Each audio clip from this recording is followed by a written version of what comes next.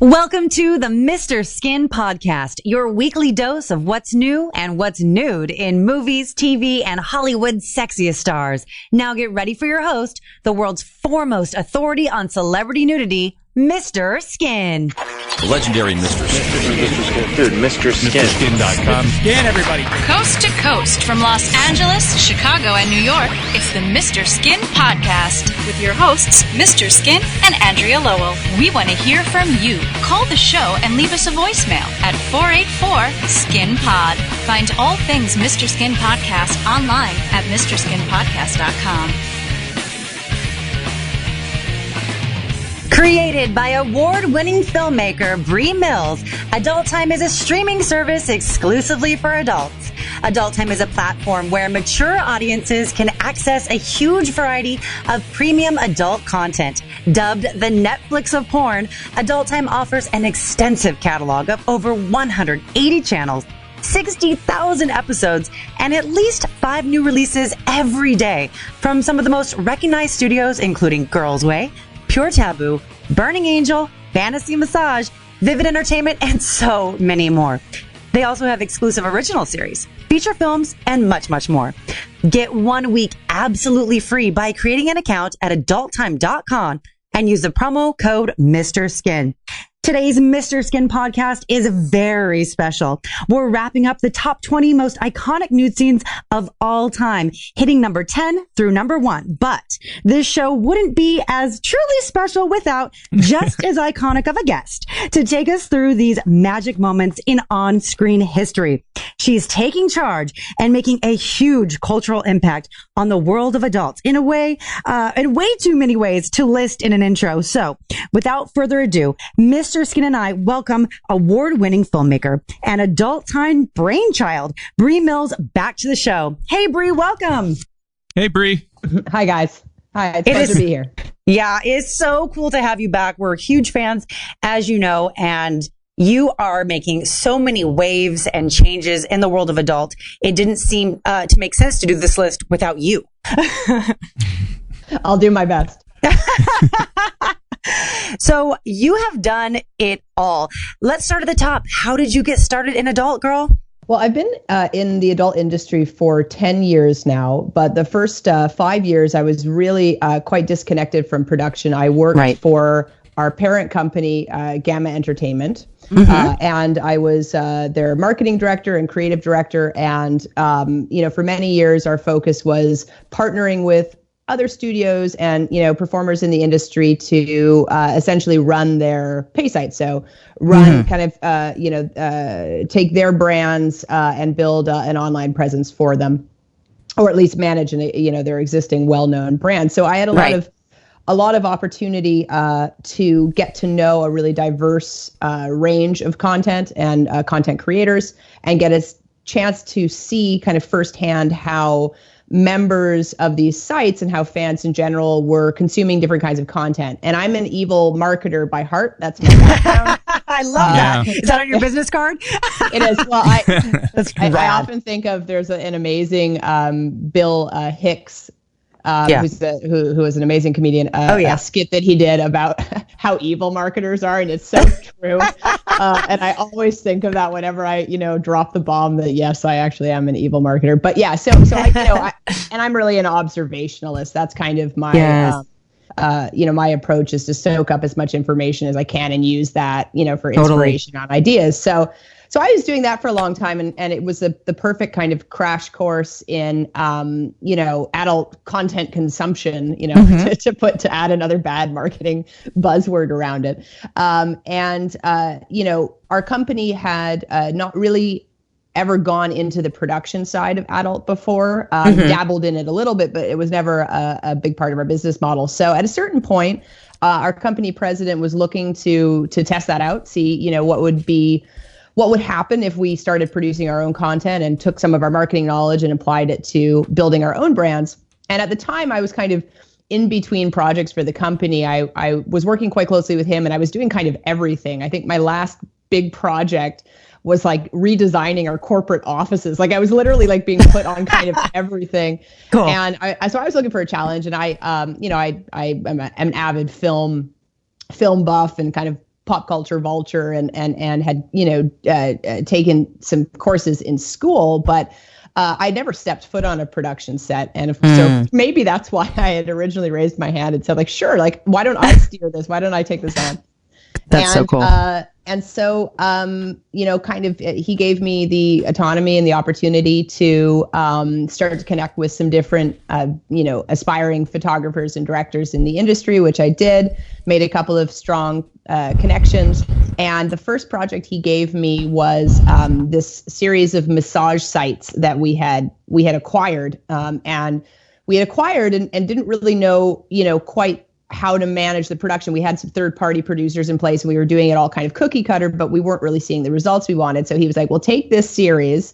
And the one that was sort of, in the most trouble was this lesbian series called All Girl Massage. And so he said, well, you're a lesbian, so take this series and do something with it. And so, I just sort of, without really having much of a pornographer mentality, just listened to what those fans were asking for and realized, that it was a really vibrant and very vocal community of people that wanted to stay around. They wanted to, support us, but, they were looking for more in terms of storyline and just love and passion behind the project, and just, not the same old scene over and over and over again. So myself and the collaborators I was working with basically just made our own soap opera, and that was sort of what we wanted to do. But then it worked really well, and it kind of was really the origin story for everything that's happened since. So we launched Girls Way, which was a lesbian, network that we launched in 2014. Before that ever really was popular in the industry, and Pure Taboo, which we launched in 2017, and then of course it kind of all culminated in the in my pitching the concept of Adult Time to Gamma as a kind of master brand to encompass all the different series and studios that we have under our umbrella. So that's kind of led me to where I am today. And now I live in Los Angeles, and I don't know what I'm doing here. Does anyone know what they're doing here? I was a quiet Canadian girl, back when this all started, and then here I am. But no. Now I'm living the dream. I mean, well, I'm so glad that you are in Los Angeles and you're doing the damn thing. And someone had to. I mean, this was the next obvious step, but I don't think anyone ever saw it because clearly it takes a visionary. And I think that's you. So the fact that Adult Time is like this epic streaming service that no one else has ever done, how do you think that's affecting the landscape of adult? Well, I think Adult Time entered into the landscape at the right time. We're certainly not the only company that's producing high quality adult content or challenging a bit of the status quo as to what, can constitute an adult, film. So, we're one of many, but what, the whole original vision for Adult Time was just to really take that spirit of creativity and freedom and focusing on the filmmaking and on the, production value and the storytelling, and really make a central destination for it, not just for ourselves and our own projects, but to extend that to other content creators who want to, who have the same vision and ambitions and want to be involved in a platform that would support that.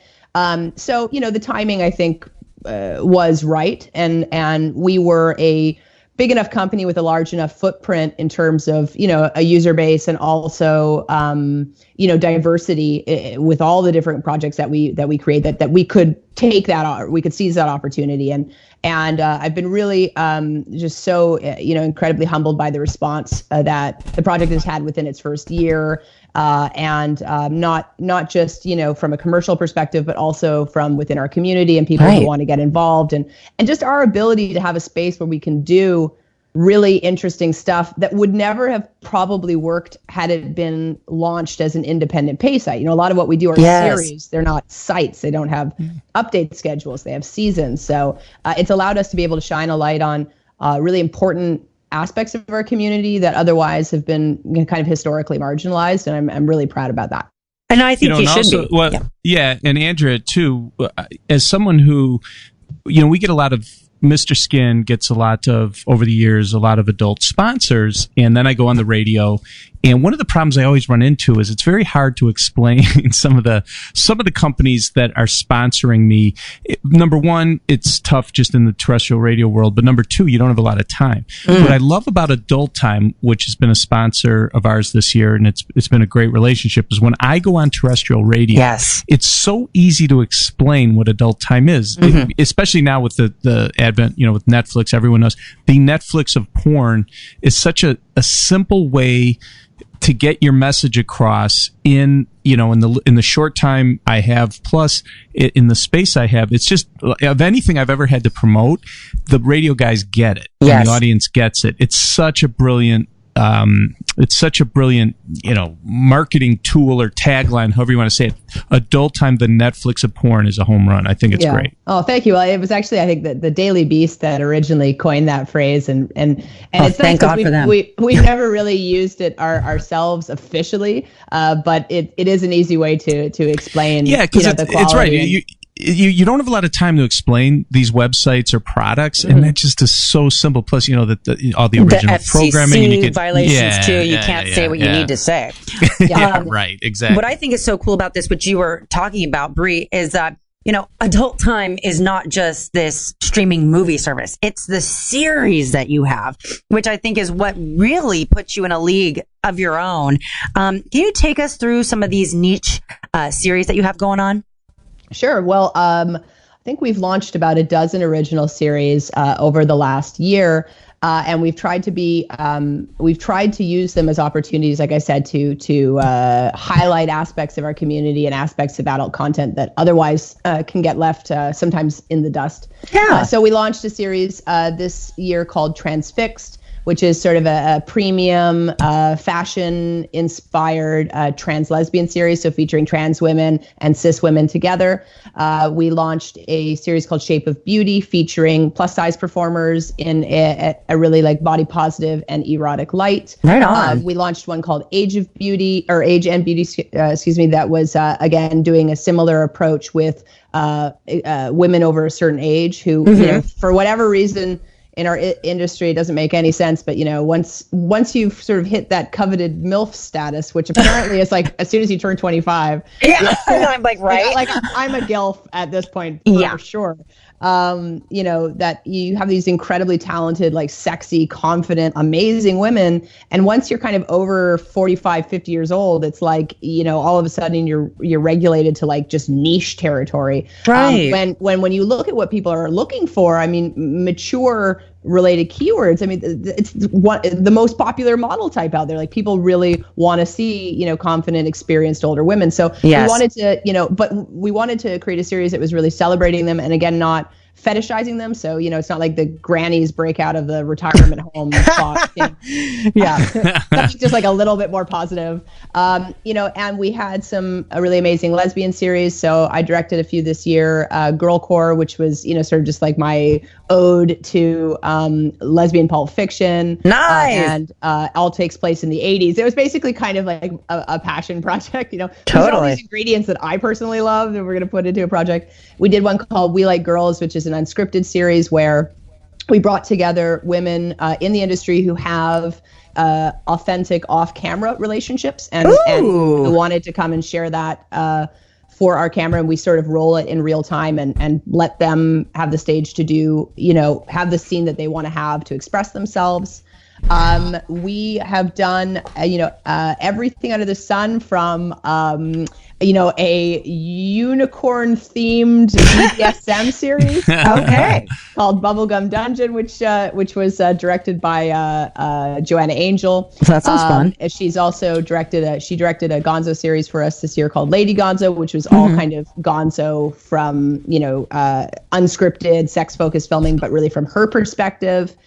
I'm probably forgetting half of them because we just have done. Well, there's so many, but that's a great reason for people to go over to adulttime.com right now and check it all out and find their favorite. Now, when you mentioned Girl Core and how this was a passion project of you, the Pulp Fiction, the 80s, all this, what are some of your other creative inspirations when you're creating these masterpieces? Well, I like to refer to myself as a pretty lousy pornographer, in the sense that, like, I kind of am. The sex itself. I think sex is a fascinating subject. Sex and sexuality and the sort of psychological drivers behind desire are all things that really fascinate me as a writer and as a filmmaker. So, yeah, and many of my mainstream counterparts encounter censorship or stigma whenever trying to explore these subjects, that I really consider it an opportunity and a gift that I can explore them freely within my filmmaking. So, I really like sex as subject matter. I'm less like personally motivated by, the physical acts of sex, but I think it makes really interesting stories and really interesting films. So, I tend to be inspired by more mainstream, either shooting styles or filmmakers. I'll get kind of obsessed with something for a period of time, and then I'll get obsessed with something else. If you look back at all my projects, that's just what I was obsessed with at the time. So we'll be able to know. Yeah. Like, this last year has really been me like trying to be a filmmaker. So really like color theory and lighting and, every single frame counting and storyboarding, and that's been a lot of my my motivation when I'm coming up with a project. And then just being able to explore sex as a subject, both in a way that's liberating compared to, say, mainstream entertainment, but also even within adult. There's certain things. There's a lot of like hard written rules in adult about what you're supposed to do. You have to shoot 3 to 5 positions for this many minutes each, and these camera angles, and this much story, and the story doesn't matter, and all of the acting, nobody can act anyway, so it doesn't matter, and all of these things. And I don't really subscribe to that. So I don't let that dictate how I put together a project. And I think we've been able to demonstrate just how incredibly talented our actors are within adult, and also that you can have a really sexy film without 45 straight minutes of sex. Maybe that sex is broken up throughout the story or really truly interwoven within the story. And similarly, everybody who's in the movie doesn't necessarily have to have sex. Like a bunch of, kind of breaking a lot of conventions that even exist, and I think have probably held back a lot of filmmakers in adult who want to aspire to do more, but have been kind of shut down in the past. So again, another reason for Adult Time to exist is to allow us to say, hey, if that's a good idea, doesn't matter if it fits the quota or all of, the past prerequisites, do it. Right. And you're breaking all those molds and you're saying, I'm going to do what we want. And it's turning out to be fabulous. That's what the best thing about this is. Everything that you're doing is turning out to be so badass. So, you know what we do here at Mr. Skin. What are your top 5 favorite celebrity nude scenes of all times? Okay. So I made my list, it's definitely very, very much, related to my own personal taste and personal experience. As it should be. So and they're not really in any particular order. So I would say that the first one for me would be the sex scene between Tom Cruise and Nicole Kidman in Eyes Wide Shut. Yes. And the reason why, so I mean, obviously that film, is probably best known for the mask scene. But for me, what my favorite moment of that film in general is that first sort of 20 minutes where we get to step into the lives of this couple, and we see in a quite a short period of time, Kubrick did such a good job of building the sort of the sexual frustration that each of that Tom Cruise and Nicole Kidman's character each had, both independently and with each other. And then, of course, you have that song, the Chris Isaak song, which is, not only a really kind of good, sexy, catchy song, but also it was such a departure from Kubrick's sort of classical, typical classical scoring that it's quite jarring. And the scene that happens afterwards, the sort of fight scene and like the confession scene afterwards, when you watch those 3 pieces together, it's just such a powerful moment. And being someone who really is inspired by the psychology of characters, I always think back to it. And one of my films this year, Perspective, was quite the lead character, a couple, was quite heavily inspired by moments of that film. Yeah. What else you got? A little Woody Allen film from the early 70s that I watched way too early. We had like a VHS copy of it, and I watched it before I really could understand what was happening. Okay. Everything you've always wanted to know about sex, but were afraid to ask. No, I don't think I'm familiar with this. Yeah, it's from 1972, and it's Woody Allen. It's a classic. It's especially the scene with the sperm, the ejaculation scene is hilarious. It's a great movie. All right, do I need to cue this up, guys? Are you saying this is a must watch? You'd like it. It still works to this day, and he's so funny in it. It's really a great movie. Yeah, put it on the master list. Yeah, and I think that's still how I largely believe erections function is like that. Straight ejaculation sequence. The next is my favorite film of all time. Like if I'm thinking about what I would consider a perfect film or one of the perfect films from a technical perspective, it would be Michael Mann's I think 1986 film Manhunter. Okay. Oh yeah. Now I love he works with a cinematographer named Dante Spinotti, and who is my favorite cinematographer. Just amazing use of color theory, which I'm quite, obsessed with, or I've been obsessed with for a while. So there's a sequence in the beginning of the film where the protagonist and his wife are making love, but the way that they filmed it was in this ocean sort of beach house, and had a big floor-to-ceiling window, and Spinotti gelled all these windows blue, so that it's really like a sex scene that's done. It's like sex scene in blue. So in terms of just like a really visually beautiful and rich and like totally 1980s sex scene moment, that would be one of them. No, that's great. It's William Peterson and Kim Greist, and I always wondered what happened to her. She kind of, in the early 2000s, I think was her last film credits, so she's probably just a mom now and not in movies anymore. But yeah, that's fun. It's interesting because you're coming at it from I always comment things from the nudity standpoint, and it wasn't a nude scene per se, but you're right. It was very sexy and very well shot. It was and a very cool blue. Scene. Yeah, and very, very blue. You can see like lousy pornography, even in like nude scenes in mainstream films. I'm talking about the color theory and the lighting and all that stuff. Yeah. Well, we're big into lighting over here too at Mr. Skin. One of the ways that we, discern what we think is the best is how lit are these nude scenes. Skin and I love natural lighting, and when there's not a lot of shadows, and so it is really important. Yeah. And Eyes Wide Shut is a perfect example of, it's just that, Kubrick's known for shooting with natural light, and Nicole Kidman has some nude scenes in there. It's just beautifully shot, but really good. And I did notice, I want to say, I in your top 5, when you mentioned, I'm looking, I just saw CP just hit me up, and you love the Black Swan scene, which I agree, that to me is one of the hottest, girl scenes in the history of movies. I love that too. Oh, totally. I mean, you've got Mila Kunis and Natalie Portman in a lesbian sex scene directed by Darren Aronofsky. Like it doesn't get much better than that, I think that was that was my entire explanation. Like, you don't really need to explain why that's well. And again, it's technically, it's not a nude scene. It's just an incredibly sexy moment between two beautiful actresses. Yeah, it might as well be, right. Yeah, seriously. Love that.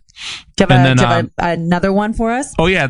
Yeah, go ahead. I don't want to ruin Bree's surprise. What other one she loves? Well, I mean, like, as a good lesbian, I'll round it out with another iconic lesbian sex scene, and that would be David Lynch's Mulholland Drive. Mm-hmm. Yes, I'm a big Lynch fan. This is probably my favorite film of his to watch. It's not necessarily his best film, but it's my favorite film to watch. And there's the sex scene between the two main characters. Laura Herring and Naomi Watts. Right. Yes, at the hour and 39 minute mark.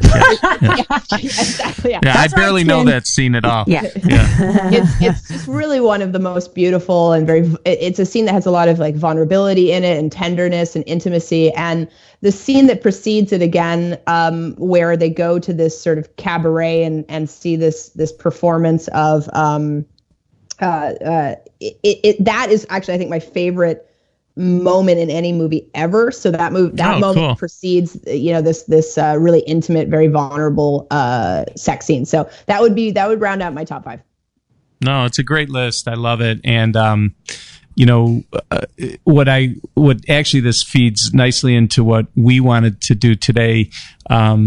As we were talking to you, is have you sit in, because I'm celebrating this year the 20th anniversary of MrSkin.com, and we put up the 20 most iconic moments in celeb nudity. Mm-hmm. And we went last week for the podcast, we went 20 through 11, and this is great that you're here because you know your stuff. You're a movie fan, obviously. Absolutely. And I wanted to share with Andrea and Bree the 20 most iconic moments in celeb nudities, number 10 through 1. And just real quick for the audience out there, and Bree too, is like when we put this list together, we looked at a number of things. Star power was important. The quality of the content, of course, was important. But to me, for this list of the most iconic moments in celeb nudity, the key thing is the cultural impact and how it affected not only movies or television, just how it affected the world. And when we go through this, you'll understand why these made the list. But it was fun to put together, and I think you guys should know, or at least have heard in the very least, most of this stuff. So let me start with number 10 and we'll count it down to number 1. I'd love, your guys' comments. But so number 10 on our list of the 20 most iconic nude scenes of all time is when Marilyn Monroe posed in 1949 on the red carpet. And then in 1953, she exploded onto the scene with Niagara and Gentlemen Prefer Blondes. And then Hef paid $500, put this Best thing, deal in town. this 4-year-old photo shoot from, was she 18 or 19 years old at the time, put it on the first issue of Playboy, and the rest is history. So, Marilyn Monroe posing on that red the red velvet, backdrop is Red Velvet is our number 10 iconic moment of all time. Yeah, I mean, I just can't think of anything more beautiful, more timeless, and so impactful. And the fact that he got such a killer deal. Oh my God, yeah. It's so major. And the fact that we're still talking about it now just shows you the impact and how it's, it's like the McDonald's sign or the Playboy Bunny sign or the Nike swoosh. You look at this and you just know. It's Playboy, it's Marilyn. It had so much significance, and it's never going away. I think this will be used iconically, indefinitely, actually, in my opinion. Yeah, it's why we're all here. Yes, exactly, yes. 100%. And it also, think about how many times it's been parodied or Oh my God, absolutely. Yeah, in the history of movies and television. I mean, when you see that, what it is. So that's number 10. And number 9 on our list of the most iconic moments in celeb nudity. Number 9 is the Pam and Tommy sex tape. Oh, yes, Skin. Yes. Yeah. Yes. And listen, they were, so what is it, 1995 when they got married. And you got to remember, this was pre-internet. And this video was copied and shared more than any video in the history of videos. Do you remember, Andrea? Were you? I was alive. Yeah. I know. Andrew's so much younger than me. I always try. I don't know, like, were you in 4th grade? Were you? I don't know. Where were you in 95? 5th or 6th grade in 1995. But I knew about Pam. I knew I loved her. I always there was just something very sexy about her to me.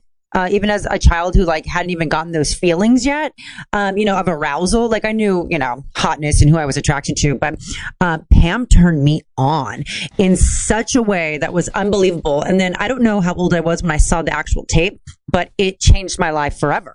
I was like, I want to be Pam when I grow up. She is so fucking hot. Oh yeah. I remember being at a high school party because I was, in high school when this came out, and somebody having snuck a VHS copy, bootleg copy from their older brother or something, and then showing it at the party. So that's my memory of that era. And the fact that you remember it just shows you how impactful it was. Mm-hmm. There's a few things I remember. I remember when I saw Kids for the first time. You know what I mean? I remember who I was with. Which I saw with my dad, which I would not. Oh my God. Yeah, and also the other impact this had culturally too is, before sex tape in general, right? Before this sex tape, stolen nudes or sex tapes that had appeared in let's say the late 70s or the 80s, they were more of a way to kind of peek into a celebrity's very private life, but they weren't helpful to their careers. Pam Anderson and Tommy Lee, this did not hurt their celebrity or hurt their careers. And that's a very important reason why we have it on this list at number 9. Now, Skin, do you think if Tommy Lee did not have a massive cock that it would have amped his Q factor in the world of celebrity? Well, I mean, I think if he was very small, it would have, that's one tape you never would have been filming in the first place, And thank God he did, because Pam knows how to put it down. I think that's why I loved her so much. She's like not just this super hot, babe from that era, but like she can suck some dick. Oh my God, she was good. Yeah. No, I remember vividly when I was working at the Chicago Mercantile Exchange, because I was able to get my hands. That's because it's what I do for a living, or not at the time, but it was a precursor to what I did for a living. I got my hands on one of the first copies of that videotape. Paid like I want to say I paid like almost $100 for it. And then what we did is made tons of copies, and I sold them all over the Chicago Mercantile Exchange, made a ton of money. But number one, there was no internet. Number two, that you couldn't go on your phone and look at this. Absolutely. The only way you could see this is if I physically handed you a tape. And, these guys ate it up in the pits, the Chicago Mercantile Exchange. So it means that sex tape, to me, is still the best celebrity sex tape of all time. I completely concur, because it's not contrived at all. You always wonder when celebrity sex tapes come out, how planned was this? You know what I mean? So I'm so in love with it. What's number 8, Skin? We're off to a good start. Yeah, number 8, you guys probably know this or at least heard of it. It's Chloe Sevigny and Vincent Gallo in 2004's Brown Bunny. Mm-hmm. Remember the famous blowjob scene from Brown Bunny, which caused and what people, now 15 years later, is this film premiered at the Cannes Film Festival, and this was the very first Oscar nominee, Chloe Sevigny, to do a real sex act on film. And think about that. That's big time. And now it's more common, not super common, but this was the first time it happened. And this changes everything. Yeah, really, it was a big deal. Now you see these mainstream movies, and Bri, you're probably familiar with this too, where you see movies that are, quote, mainstream, like Nymphomaniac Volume 1 or 2 or mm-hmm. 9 Songs. I can name a ton of these that have come out over the last 10 years that do feature real sex, and they're treated as mainstream films and not put into the porn category. And Brown Bunny was the first of, the one that kind of started this whole thing, because this is a real blowjob. This isn't fake at all, and it's pretty incredible to watch. Yeah, no, it's a big source of inspiration for me, because what I've been doing, especially in the last couple of years, is making, the 2 films I did this year, we primarily made R-rated films that had uncensored versions. So unfortunately, we don't, because we come from the world of porn, we face that automatic stigma, like, oh, you can't make a mainstream film because, this is an adult film. But, but really, like, the bravery of that project and the people involved in it helped open the doors to other projects that could fall, like Blue is the Warmest Color and, Nymphomaniac and everything. And it gives me at least like something I can say, this got, this was accepted as a mainstream film. Why can't we make those? So it's a big source of inspiration. Yeah, and when Chloe Sevigny decided, like, she saw the script, she decided to do this scene, she had no idea how that was going to affect her career, but obviously she's gone on to have a tremendous, she's more of an art house actress, but she's worked steadily ever since. And she allowed other actresses to be able to do real sex scenes, and actors too, in mainstream films, and it doesn't kill your career. Yeah, not at all, especially because Chloe Sevigny is one of the most badass actresses out there in general. Her acting skill is phenomenal. So no one could ever say, oh, she needed to do this, or why did she do this? It's like, no, she's one of the most respectable actors out there. So it is that permission. It is that, whoa, if she can do this, this changes everything. So I'm with you on this, Skin. Yeah. No, it's great. Well, yeah. And, we can argue where these movies or these scenes should moments should be on the list, but I don't think there's a big argument as to whether they should be on the list. This is maybe the order, but hey, at some point I got to sit here and go, okay, this is number 20, this is 19, but so that was number 8. Now number 7 is something you guys all know, the movie, but it's the the movie Boogie Nights from 1997, and what the cultural impact of that was, it brought the porn industry, the 70s porn industry that was so important, but it wasn't at the time a mainstream thing. Boogie Nights brought porn into the mainstream and legitimized it, and it really repopularized that 70s porn culture, which now we all know Deep Throat and everything that happened, and now with the internet and with with Blu-ray DVD releases and stuff, we could see all this. But boy, you forget that, it was a big deal in 1997 when Boogie Nights came out. It was a huge hit, and obviously the famous Mark Wahlberg with the prosthetic penis at the end. But there was a lot of great things from that movie, nudity-wise, and it was just a fantastic movie also. Yeah, I'm absolutely with you on that. People, will still reference Roller Girl, for example.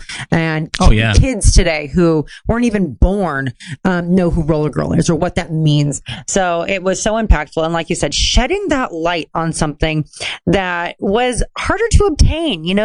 Adult content is at our fingertips at a whim's notice. It was not that accessible, but also to show you the inner workings is pretty fucking spectacular. So I'm loving this. Yeah, I just recently rewatched this film for the first time. Oh, cool. And since I think before I got into adult, I sort of wanted to watch it again with the lens of like, how does that story compare to the current behind the scenes reality? And yeah, it's a really, Anderson's such an amazing director. So yeah, oh no, I agree. Paul Thomas Anderson, awesome. So Boogie Nights is number 7. Now number 6 is a scene near and dear to my heart, but boy is it iconic, and it has some cultural impact. It's Phoebe Cates stepping out of the pool in slow motion, and A Star Is Born in 1982's Fast Times at Ridgemont High. Sorry, I said pie. I meant Fast Times at Ridgemont High. Yeah, and it's just it's an iconic scene. It happened at the 51-minute mark. Bree, people ask me, like, what's my favorite nude scene in the history of movies? And I always reference, it's never changed since I started this 20 years ago. It's Phoebe Cates in Fast Times at Ridgemont High. And, number one, it's an incredible nude scene. You had the cars moving in stereo music. You had the water, the slow motion from an incredible movie with great up-and-coming actors, and that's important too. But you also got to remember that Phoebe Cates at the time, to us young guys back in 82, was she was like the girl that was on Teen Beat magazine. Like, she was the heartthrob for all the young guys. And to see her do this scene was just absolutely mind-blowing. And think of how many times this scene has been parodied or referenced or on the list of the best nude scenes of all time. Phoebe Cates in Fast Times is definitely one of the most iconic moments in celeb nudity. Oh yeah, full agreement on that. Yeah, I mean, you nailed it. She was only 18 when she did that too. It's pretty incredible. So, anyway, it's amazing. And she really didn't. She did a couple things after that, but she's become more of a.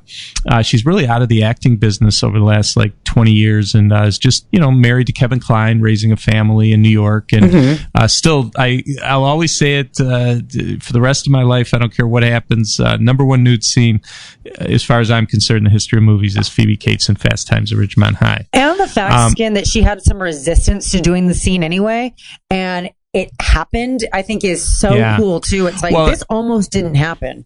Right, and Amy Heckerling is brilliant to understand, how she talked her into doing it. She didn't want to do it, but, she said this is important to the movie. And listen, as great as Fast Times is, would people be talking about that movie as much without the nude scene? So, yeah. No. Right. Yeah. So anyway, as we count down now the 20 most iconic moments in celebrity nudity, we're down to number 5. And this has been, culturally significant and important, and I've seen it especially over the last 10 years of what I do, but it's Game of Thrones is number 5, legitimizing just incredible amounts of nudity, but also maintaining the fact that you can win Emmys and be credited with putting out incredible writing and cinematography, and get a reputation like Game of Thrones has as such a great show. but also have incredible amounts of nudity. And it when Game of Thrones started, it was 2011. Think of all the shows since then that are great shows, well-respected shows that feature nudity, and Game of Thrones was the one that really started this process. And for that, it definitely has to be on the list, because, when I started Bri in 1999, there were like 29 total shows that had nude scenes, but most of them were pretty crappy shows, Mm-hmm. And then about 10 years later, there was, I think there was 19 when I started. There was 29 about 10 years later. In 2019, there's 145 different television shows across like 37 platforms. You have Netflix, Hulu, Amazon. But think of the quality programming out there, and to throw great nudity in to these well-respected, well-reviewed shows, it's not a big deal anymore. And Game of Thrones was a big reason for that. Oh, yeah. I actually often cite Game of Thrones when I'm trying to describe what our vision for adult time is. I'll say, imagine you could watch Game of Thrones, but then you could actually see the full sex scenes. Yeah. Oh, yeah. There you go. Just because, it is so sexuality and taboo and nudity are all so interwoven into that universe and into that particular, into that story. So it's a great example of, it's one of the most iconic shows of all time, and it is all about sex. It is. So why can't we, take that into something that's uncensored? Can we do an uncensored television show? Yes, please. Yep. I'm working on it, guys. We know where to go. Yeah, we know where to go. We trust you implicitly. Like, if anyone's going to get it done, it's going to be you. Let's be real. With the Game of Thrones things that Skin and I have always just been so fascinated with and so grateful for is that it's always been the main characters. It's not like extra number 5, uncredited actress in the back. It's like the stars of the show are stripping down and doing the sex scenes and doing this. So we're so happy that Game of Thrones is what it is and has inspired you now to fill in those gaps. No pun intended, or maybe so. Right. But fill them in of like, show us the goods. Like, we get the implied, we can see what's going on, but show us what's really happening. So beautiful. It's okay if adults watch sex. It is okay to enjoy we'll sex. All be okay. Yeah, we'll all be okay. So, all right. Well, as I count down my 20 most iconic moments in celeb nudity, at number 4 is what I consider the greatest mainstream sex scene in movie history, in my opinion, and that is Halle Berry and Billy Bob Thornton in Monsters Ball from 2001. And why this had such cultural significance for us is, before this movie, if an actress did a graphic sex scene or a graphic nude scene, I mean, like really, really graphic one, you really truly wouldn't be considered for an Oscar. It was very difficult. No, not at all. Halle Berry did this scene that lasts about 3 minutes, and people often ask me if they were really having sex, because it appears from, they don't show the angle where you could say for sure, but it does appear as though in some instances they are. And that's how graphic this was. Yet she won the Best Actress Oscar, right? And that was a big deal. And then you think, like, Bri, you mentioned Natalie Portman in Black Swan. Well, she had that scene, she won an Oscar. Charlize Theron in Monster had some really rough, crazy sex scenes and won her Oscar after that. But this was a big movie and a big scene for people to know, or actresses to know, that, hey, it's okay to get really naked or have gratuitous nudity or something. I don't want to call it gratuitous, but very graphic nudity, and still be able to be recognized as Best Actress. That was a big deal.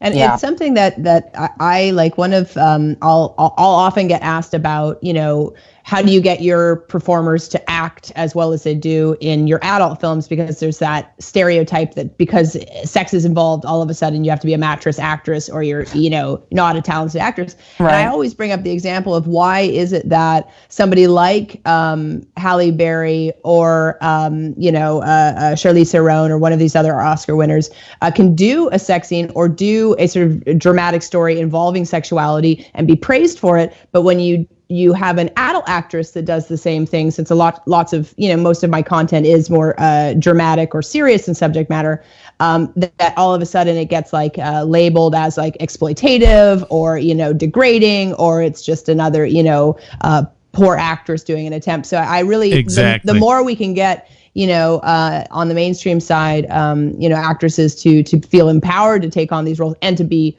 awarded for them, the more it helps to show the double standard that exists within the adult community. No, it's great points, and it's important. And Halle Berry was that, for so many reasons, was a great nude scene. Even though Billy Bob Thornton was in it, it's still a great nude scene. So anyway, so number 3 on my list of the most iconic moments in celebrity nudity is when people ask me, I already said that what my favorite nude scene is of all time, but if you ask me what's the most famous nude scene of all time, I'd have to say Sharon Stone's leg cross scene at the 27-minute mark in Paul Verhoeven's Basic Instinct. Really, in my opinion, and I do know for a fact, because they've actually analyzed this, but it's the most paused moment in movie history also. And to see what you see from Sharon Stone, an A-list actress in a huge blockbuster movie, was about as groundbreaking as it gets and important. And think about even Lena Dunham in Girls parodied this scene, on the show Girls. Think of how many times this scene has been parodied or copied or referenced, and it truly is, in my opinion, the most famous nude scene of all time. I mean, is this unparalleled, Skin? Do we ever see this angle of an A-list cookie? Yeah, you do, but not the way they did this. Like, the focus was this. Like, you see it accidentally in some movies, but the focus, and this is just in what people, you forget that, nowadays with all the Marvel movies and, all the comic book stuff and Batman and all that, like, those are the movies that get the huge numbers. This movie did incredible at the box office, and people that went there saw this, and guess what? They were okay. They survived. They survived it. And but the Sharon Stone's the leg cross is number 3 on our list, and rightly so. I think it's excellent, and it's Basic Instinct is even a euphemism for like not wearing panties. You know what I mean? It's like, I'm pulling a Basic Instinct tonight. I love it. It's timeless. And it was the first ever. And I know we didn't really talk about this, but the reaction. What's the actor's name that's looking at her cooch skin in this scene? Wayne Knight. Yeah, it's Newman from Seinfeld. His face in this scene. I know. The best ever. Yeah. No, it's awesome. Excellent. Anyway, and by the way, he wasn't really there, unfortunately. They filmed him separately, so just so you know. Insert shot. Too bad Wayne Knight did not. He had to go pause it like everyone else. So.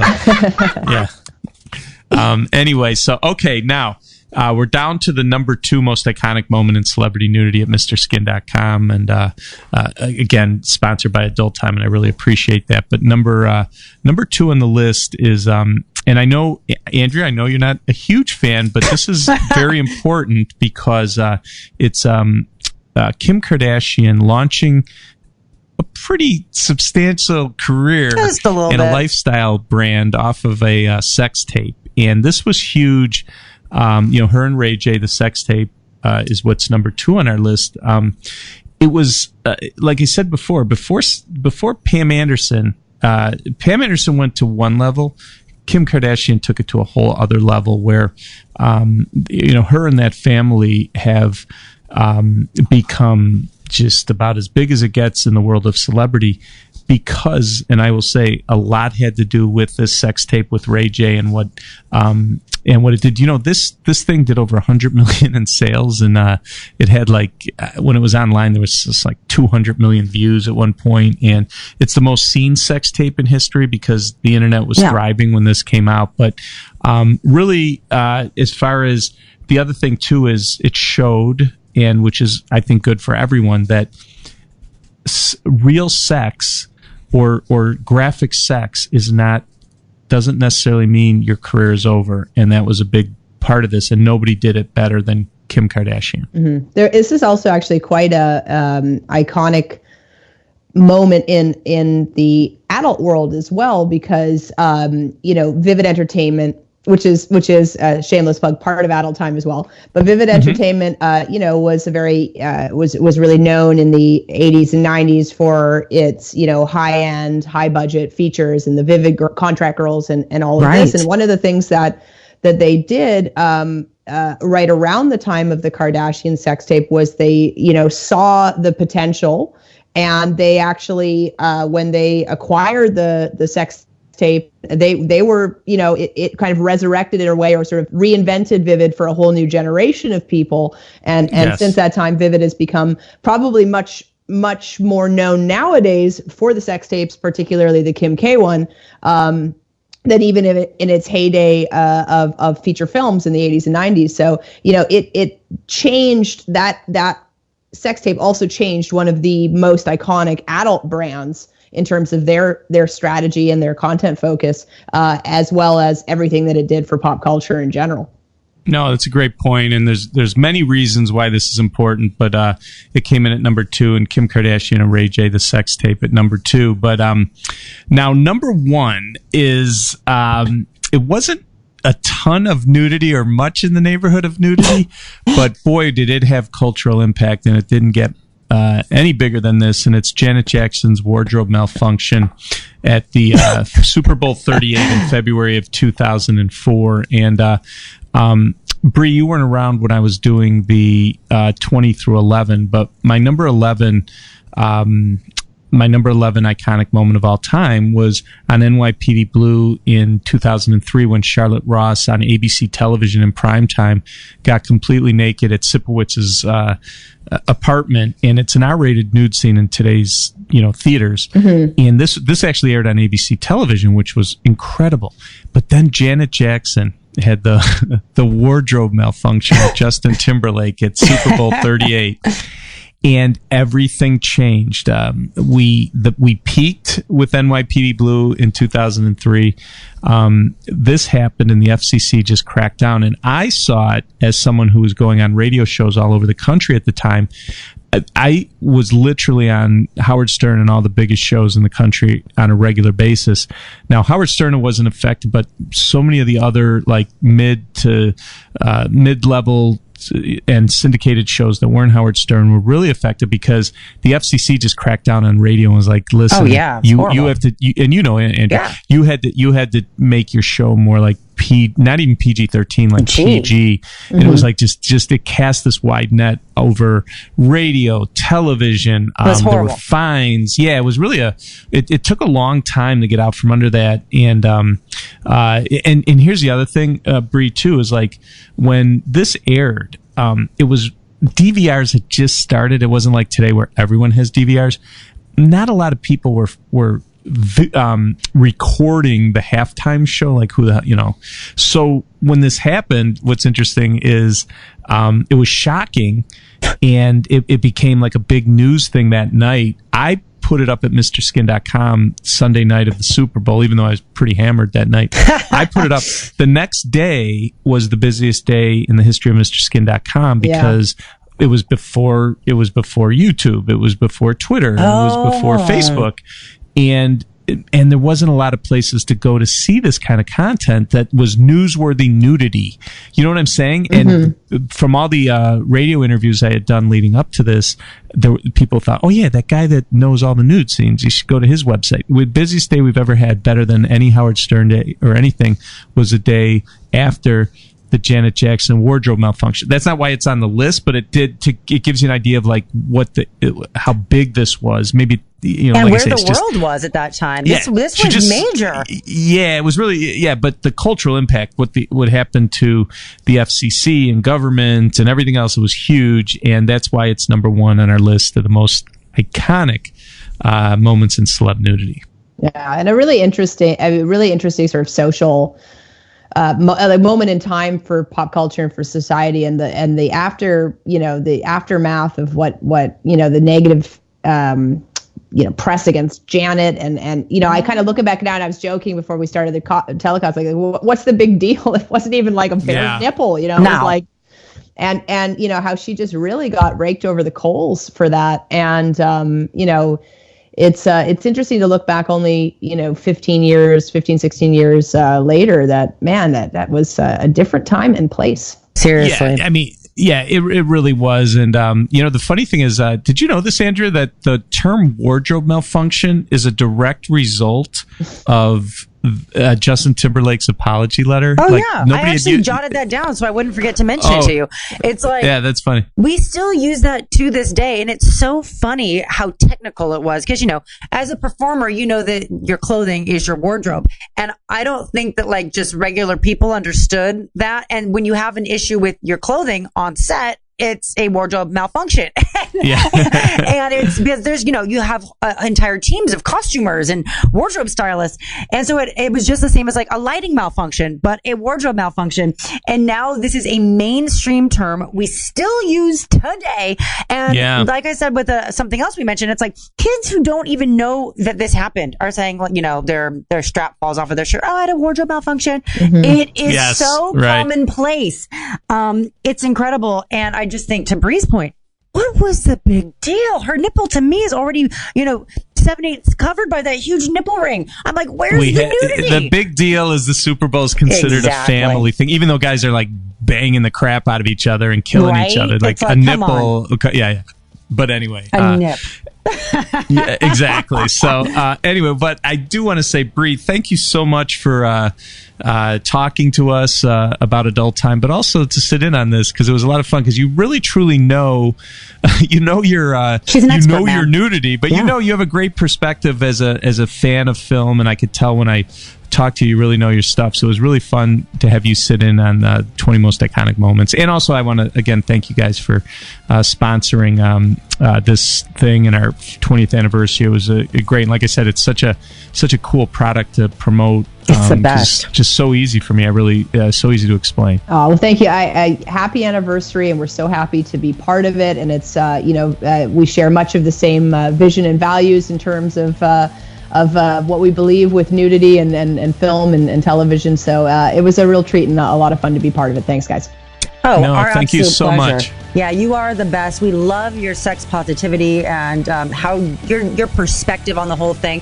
And we want to show you just as much love from our fans, followers, and listeners. And we want everyone to go over to adulttime.com right now. Use the promo code Mr. Skin and get hooked on this streaming service, because it is amazing. And thank you, Bree, for your contributions to the world of adults. Seriously, you are doing the damn thing, and we're so proud to know you. So thank you so much for everything. And I want everyone to go to adulttime.com right now. Use that promo code Mr. Skin and get up on this uncensored action for real. Yeah, really. Thank you. Thanks, Bree. All right, guys. Take care. Take care. Awesome. Thanks for sitting in. Really appreciate it. My pleasure. This concludes another scintillating episode of the Mr. Skin Podcast. Subscribe to the Mr. Skin Podcast in iTunes and never miss a show. Thanks for listening.